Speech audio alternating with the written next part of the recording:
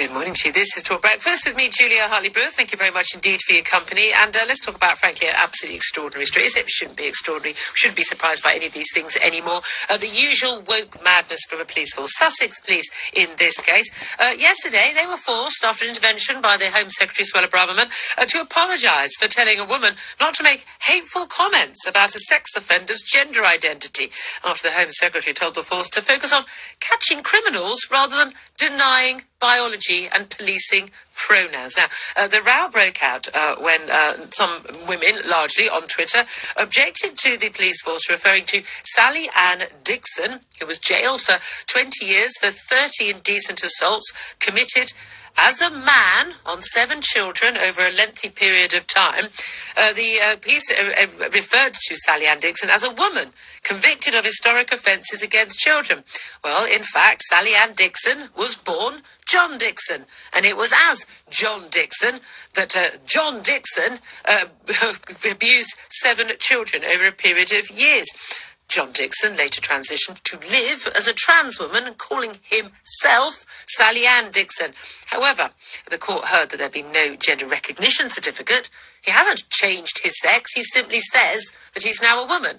He's still a man, legally in every sense. Well, extraordinarily, when women pointed this out, Sussex police wrote some extraordinary tweets. Just absolutely extraordinary, telling people not to say hateful things about people's gender, regardless of the crimes they'd committed.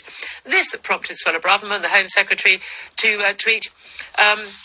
she said, I acknowledge... No, apologies, I get the first one here. Yes, Sussex police have done well to put a dangerous criminal behind bars, but they've got it wrong by playing identity politics and denying biology. Focus on catching criminals, not policing pronouns. This led them to later issue an apology for what they had tweeted to other people about hateful comments. Let's talk to Helen Joyce about this. She's author of Trans, When Ideology Meets Reality, and joins us now. Good morning to you, Helen.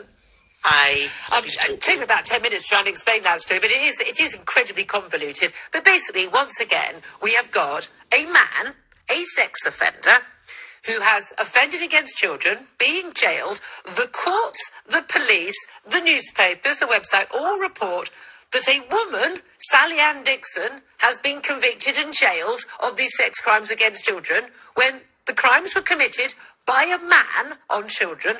This person, by the way, will be sent to a women's prison, extraordinarily. And then we've got Sussex police telling people off, accusing them of being hateful for pointing out that it was a man who abused these children. Frankly, if someone had told me 10 years ago I'd be having this conversation on the radio, I'd have thought they were bonkers. It is bonkers, isn't it? It absolutely is. But in the past 10 years, all young graduates and young university students have been told that literally the worst thing you can ever do is refer to someone's sex if they don't want their sex referred to. So they think that's worse than racial slurs, worse than libel, worse than defamation. And then they go off to work and they run a corporate Twitter account and they say the usual sanctimonious virtue signal that they've been saying for the past 10 years, respect people's gender identities, independent of whatever, even bad people, you must respect their gender identities. And then to their astonishment, this particular virtue signal doesn't go down all that well with people outside their bubble. Yes, I mean, that's the wonderful thing. And I certainly said, look, no, this is a man. Feel free to charge me with a crime. I don't care anymore.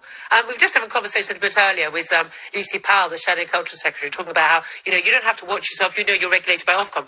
Yeah, we do. Under some of the guidance we've got from Ofcom, really, I'm committing a hate crime. I'm committing a hate offence by pointing out this is a man. This is a man. John Dixon was a man. John Dixon committed sex crimes against children, which he's been found guilty and is now being jailed. He now chooses to live as Sally Ann Dixon.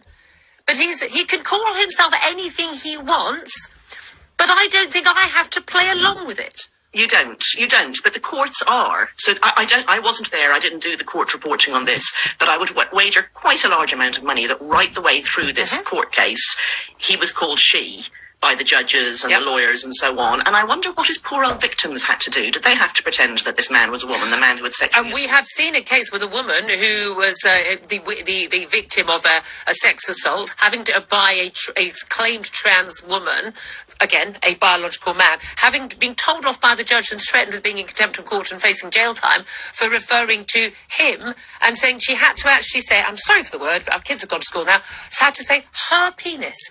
Yes, so I mean, this is Alice in Wonderland stuff. It's crazy. Suella Braverman is now in a position to do something about this. I would like to see if she does. I'd say I did I did forward the tweet to her yesterday saying I suggest you look at this. You're now the director of advocacy at Sex Matters, a group with Maya Forstash and others who've been fighting on this. There has been a sea change. There has been a real groundswell. This sort of silly stuff that was happening on American university campuses, that has now come to the foreground. It's happening in real life. It's happening in our courts. It's happening in our schools, in our universities, in our workplaces. People are having, the police turn up on their doorstep because they're using, these things. They've been losing their social media accounts and the like. But when this stuff touches, the cold hard reality of public opinion and common sense of most people, none of whom, including you and me, are transphobic. Live your best life, wear what you want, call yourself by any name you want. I'll be happy to work with you, be friends with you, whatever. But it doesn't mean that people have to pretend to believe something that isn't true. That's right, but it's got right through the institutions. So now we've got to pick it out of the prosecution service, the police, the courts, the equal treatment bench book that tells judges what they do. They all say respect preferred pronouns. So we've got to actually undo things that have got put in over the last 10 years. We can't just say, public opinion has woken up. Yeah. Action is needed by politicians.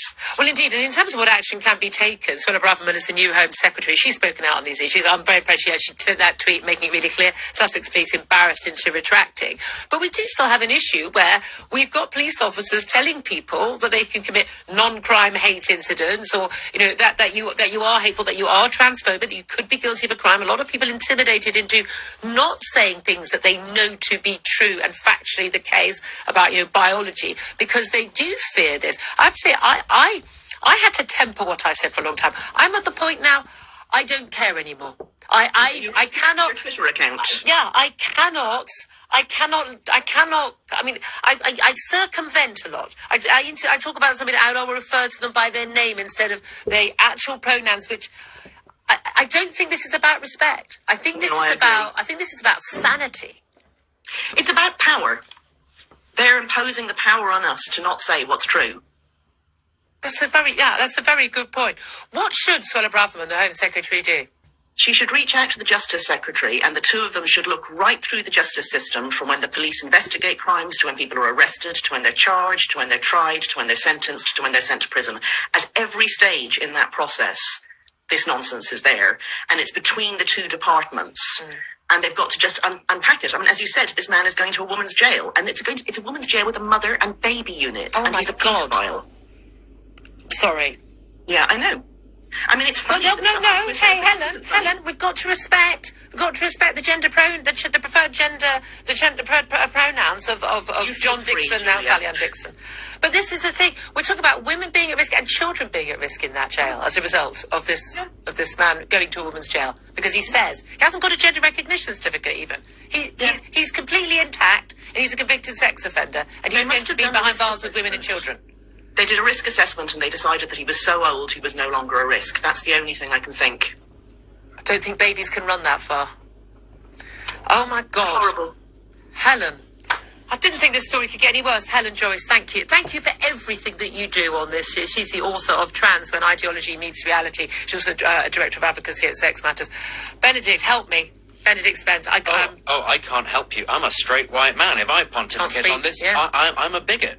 And I've been told this for the last 10 years. When I was at university, this stuff was creeping in. Lots of us said, hang on, it leads in one direction. We were told, no, that's bigoted. So we have all stepped back, and now it is your fight. And, I'm sorry about that, but... Yeah, well, women are stepping up. That's what the law says, people like Helen Joyce. But this is the extraordinary thing. The idea that Sussex Police would spend any time sort of telling people off, it's like, frankly, do want, frankly, Sussex Police. I think, genuinely, whoever did their Twitter account should be sacked. I'm thinking the Chief Constable should go as well. I'm not cancel culture, just you can't do your job if you're not running these things properly. But what on earth are people doing, putting a convicted paedophile into a jail with women, young women and babies? That's when everything has gone horribly wrong, and there needs to be root and branch change. It's not a one-off. Suella Braverman, you're Home Secretary now. Liz Truss, you're Prime Minister. Can we deal with this stuff, please? This is the stuff that really, really matters to women and girls. Trust me. This is Talk Breakfast. Thank you very much indeed, Benedict Spence, for joining us. More up next.